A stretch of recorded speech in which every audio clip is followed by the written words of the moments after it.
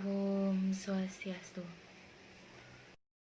Dari judul tema yakni berinovasi dan berkarya dalam pandemi, kami mengangkat judul yaitu pembelajaran jarak jauh menggunakan Google Classroom.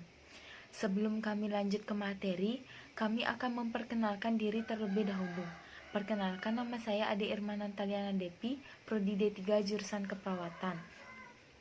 Serta dua rekan saya yang bernama Baik, perkenalkan nama saya Komang Trisna Rinda Utami dari Prodi D3 jurusan Keperawatan.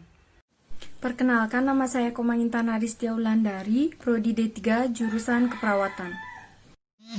Proses pembelajaran pada masa pandemi menggunakan pola pembelajaran jarak jauh dengan metode daring yang memanfaatkan teknologi digital dan internet.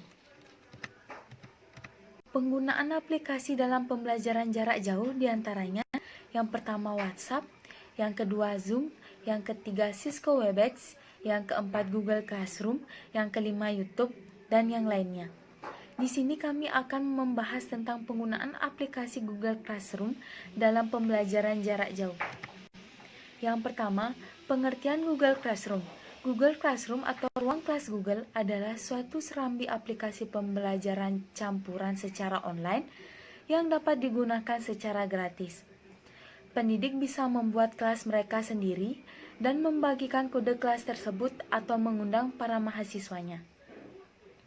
Google Classroom ini diperuntukkan untuk membantu semua ruang lingkup pendidikan yang membantu mahasiswa untuk menentukan atau mengatasi kesulitan pembelajaran, membagi pelajaran, dan membuat tugas tanpa harus hadir ke kelas. Yang kedua, tujuan Google Classroom.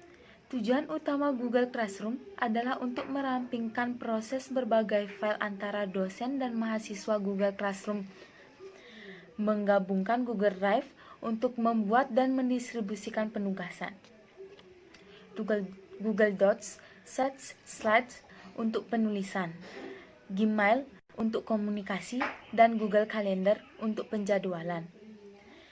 Mahasiswa dapat diundang untuk bergabung dengan kelas melalui kode pribadi atau secara otomatis diimpor dari domain sekolah.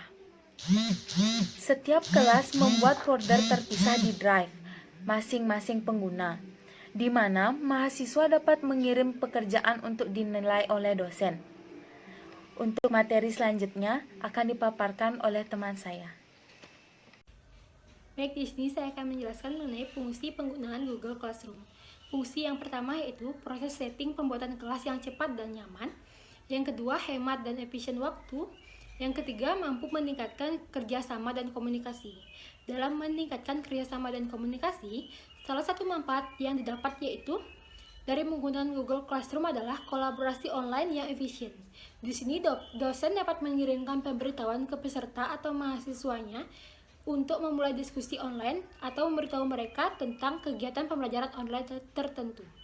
Selain itu, fungsi dari Google Classroom yaitu penyimpanan data yang terpusat, berbagi sumber daya yang efisien, praktis, dan cepat.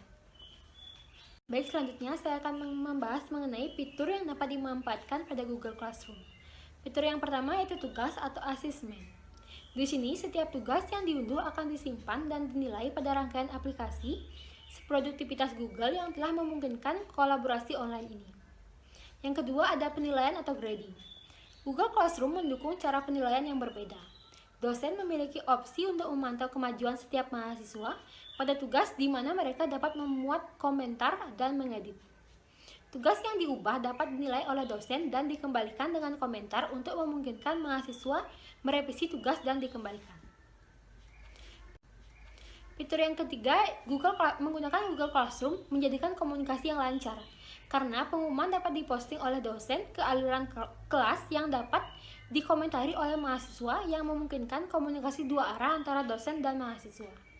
Mahasiswa juga dapat memposting ke kelas, tetapi tidak akan setinggi prioritas sebagai pengumuman oleh dosen dan dapat dimoderasi. Yang keempat yaitu laporan orisinalitas. Di sini, laporan orisinalitas diperkenalkan pada Januari 2020, yang dimana memungkinkan dosen dan mahasiswa untuk melihat bagian dari karya yang diajukan dan berisi kata-kata persis atau mirip dengan yang berasal dari sumber lain. Untuk mahasiswa, Ini menyoroti bahan sumber dan tanda kutip yang hilang untuk membantu mahasiswa dalam meningkatkan tulisan mereka. Selanjutnya ada fitur arsip pembelajaran. Dalam arsip pembelajaran ini menyediakan ruang kelas yang memungkinkan instruktur untuk mengarsipkan kursus pada akhir semester atau tahun. Ketika sebuah kursus diarsipkan, maka akan dihapus dari beranda dan ditempatkan di area kelas arsip untuk membantu para dosen mengatur kelas mereka saat ini. Saat sebuah kursus diarsipkan, dosen dan mahasiswa dapat melihatnya, tetapi tidak akan dapat mengubahnya hingga dipulihkan. Kemudian ada aplikasi seluler. Aplikasi seluler Google Classroom diperkenalkan pada Januari 2015.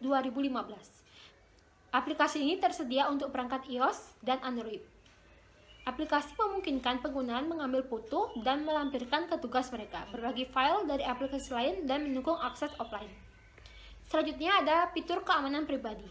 Berbeda dengan layanan konsumen Google Classroom sebagai bagian dari G Suite for Education tidak menampilkan iklan apapun dalam antarmuka untuk siswa, guru, dosen, dan mahasiswa. Serta data pengguna tidak dipindai atau digunakan untuk tujuan perikanan. Selanjutnya, cara menggunakan Google Classroom lewat HP atau laptop. Jika Anda akan menggunakannya melalui laptop, cukup akses classroom.google.com. Sudah tertera gambarnya. Sementara jika menggunakan ponsel, Anda dapat mendownload aplikasi di Google Play atau App Store. Sementara bagi dosen, pilih Create Class, kemudian centang saya sudah membaca dan memahami pemberitahuan di atas dan saya tidak menggunakan ruang kelas di sekolah bersama mahasiswa. Kemudian pilih terus. Masukkan nama, kelas, bagian subjek, kamar, kemudian pilih Create. Selanjutnya Google Classroom siap digunakan. Bagikan kode kelas kepada para mahasiswa. Selanjutnya, adapun cara membuat kelas di Google Classroom, yaitu yang pertama, buka situs classroom.google.com. Kedua, pilih tambahkan atau simbol plus. Ketiga, buat kelas atau create class. Keempat, masukkan nama kelas yang ingin digunakan. Yang kelima, isi keterangan pada pilihan section atau bagian, subjek atau mata pelajaran, room atau ruangan. Keenam, jika sudah, maka klik buat create. Ketujuh, Anda akan mendapatkan kode kelas. Cara mengundang siswa melalui email yaitu yang pertama, buka akun Google Classroom. Kedua, klik anggota, kemudian klik undang mahasiswa. Ketiga, masukkan alamat email mahasiswa atau grup. Keempat, klik undang. Selanjutnya, cara bergabung ke Google Classroom menggunakan kode yang dibagikan. Yang pertama, login classroom.google.com. Kedua, kemudian klik tambah atau simbol plus di bagian pojok kanan atas dan pilih gabung ke kelas atau join class.